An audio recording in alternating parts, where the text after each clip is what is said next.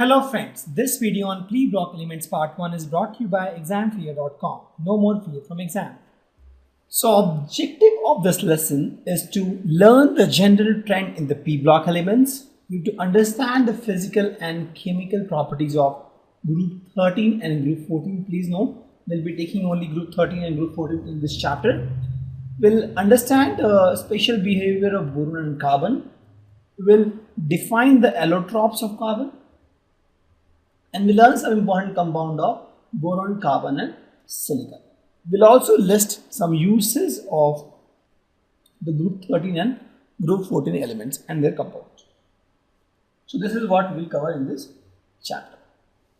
So let's start with the first question. What are P block elements, right? So the P block elements are nothing but the elements in the periodic table whose last electron enters p orbital.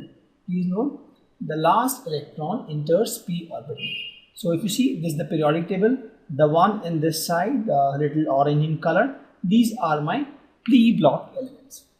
And if you want to zoom this, the P block elements are nothing but the boron family, the carbon family, the nitrogen family, oxygen family, fluorine family, and the this gas, noble gas.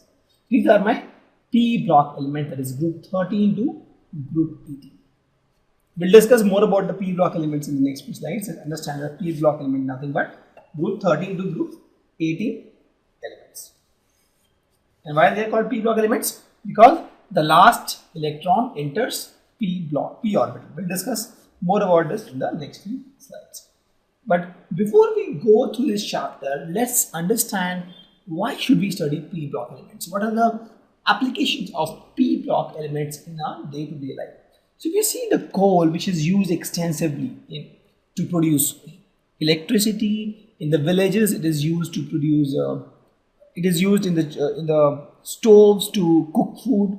Right? This is nothing but a P block element. It's carbon. If you see the diamond itself, which is used to make ornaments, it's very costly. This is also P block elements, and actually this is also carbon. The combination of coal and carbon is same. We'll talk about these later. If you see antiseptics, again the P block elements are used to create antiseptics. If you talk about the pressure cookers, aluminum is used here. If you see in the extraction of metals from the ores, a lot of P blocks elements are used. The aluminum foil, which you must have seen, right, to wrap food, this is nothing but a P block element, is aluminum. In tires, we used P block elements to vulcanize the tire to make it hard. We'll talk about that. Urea, if you see, to create urea is nothing but a fertilizer, and this feeds a body.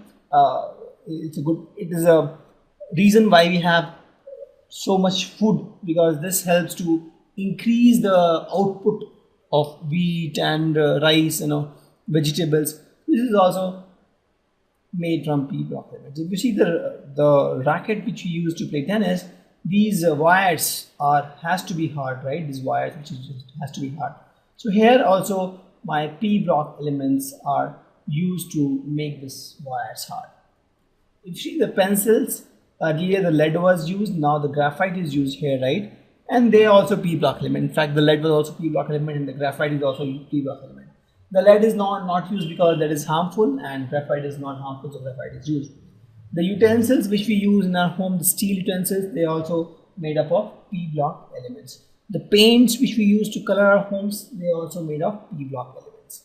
The fire extinguisher, chips, it's a very critical thing. The chip, this is the reason why we have mobile phones, laptop, computers, iPad, fan, desktop, washing machine, fridge, TV, any electronic gadget you think of that has this chips, and these chips are made of silicon, and they are nothing but P block elements. So this chip is something which has revolutionized the whole world. Actually, it has given a lot of comfort to us. If you talk about the air conditioning, or you talk about the refrigerator, you talk about the music system, you talk about the iPod, iPad, everything is made of silicon chips, and these are nothing but P block elements. Human being itself, you see, we have a good amount of carbon dioxide and other P block elements in this. I mean, this is critical for us because if you see, right, we take oxygen and give carbon dioxide. So carbon dioxide is nothing but carbon is a p block element. So p block element is there in our body itself. The battery, you see, earlier here also lead was used, but now graphite is used. Here also the p block element, carbon is used here. The wires, the heavy wires are made of aluminum because conductivity is more. So here also if you see the p block elements are used. If you talk about the pot, the porcelain, there also p block elements are used to create this. If you talk about the nuclear reactors, if you see the nuclear reactor, p block elements are used to control the speed of the neutron. So if you see, p block elements are everywhere. If you talk about electricity, it comes from coal. If you talk about jewelry, if you talk about the batteries, if you talk about human beings, if you talk about computers, if you talk about washing machine, everywhere we have p block elements. You talk about the tires. In fact, p block elements were also used for anti-knocking agent in the cars, diesels and petrols.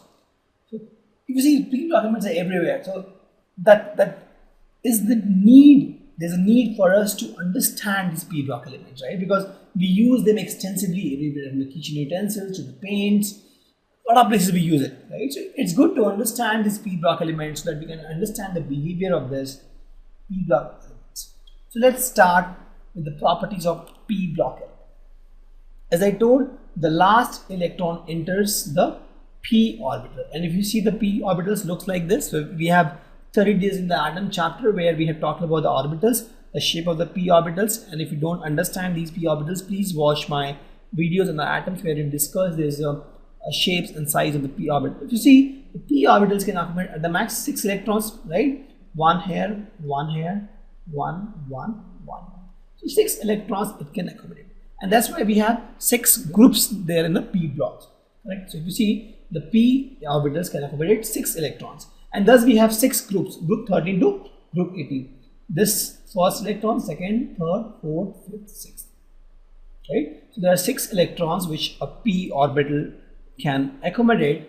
So we have 6 groups for p block elements. It's a very good question actually, why we have 6 groups for p block elements.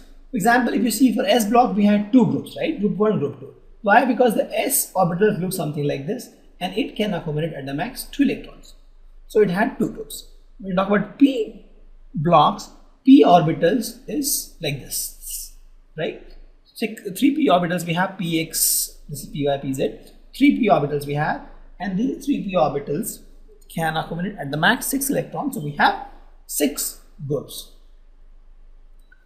And the electronic configuration of the p block element, the general one, is ns2 np126. That means the p can have value 1 to 6. For example, it can be ns2 np1, it can be ns2 np2, or ns2 np3, or ns2 np4, or ns2 np5, something like that. You can have any of the value, or ns2 np6 also, right? So because this is 1 to 6 means it can have any of the value.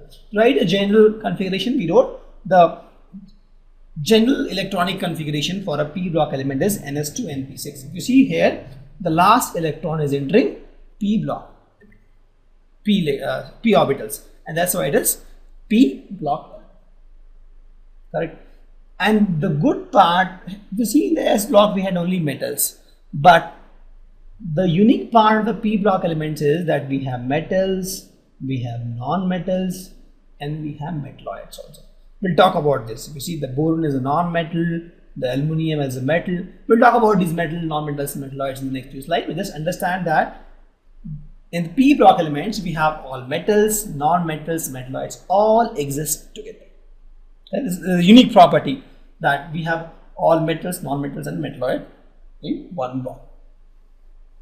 And there is a lot of variation. If you see, when I'm saying that we have some are metal, some are non-metal, some are metalloid, that clearly means there are a lot of variation in the physical and chemical property in this group, right? Because some becomes metal, some is non-metal, some gives some oxides have acidic behavior, some have basic behavior, some are neutral, because some are metal, some are non-metal, right? So the metallic property varies, and thus the physical and chemical properties varies a lot in this group. There's a lot of variation in the properties, physical and chemical properties. It will be good and understanding, interesting thing to learn here. So hope I have cleared all these things here. It's called p block because the last electron in the p orbitals. So in p orbitals we can accommodate the max 6 electrons. So there are 6 groups, 13 to 18. The general configuration is ns2 np 1 to 6. And the best part of this group is we have metal, non-metals and metalloids all exist together. And there's a lot of variation in the physical and chemical properties observed in this group. Correct. Also, there is a good thing observed is, it is there in S block also. The first member of the group have different property than other groups, other members. I think in S and P, S block also we have seen the first element, they had different properties as compared to other. For example, lithium and beryllium, you see the S block had different chemical and physical property as compared to other elements, for example, sodium, magnesium, all those elements, right? So why? Because they have small size. Because there is small size. The main issue is the small size, and this is almost universally applicable. The first elements, they have different property than the other elements of a particular group, mostly because of small size. So these guys have different property. They are special. Let's see how, before we start the p block elements, let's see how they look. The boron looks something like this.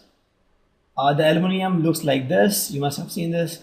Gallium like this, indium like this, carbon is like this, the nitrogen is a liquid form, right? Oxygen also liquid, fluorine is like this, and all this neon, what do you call, the noble gas looks like this, the bromine is a liquid thing, right? Chlorine also liquid, sulfur is a solid, phosphorus also solid. So if you see, the property varies, right? Some are solid, some are liquid, some are gaseous. So this is how they look actually, all these p block elements. If you want, you can pause the video now and you can look at how they look actually. Thank you. Visit examfear.com to watch free educational videos, try free online tests, get the best quality study materials, study from the best tutors and mentors, and much more. Thanks once again.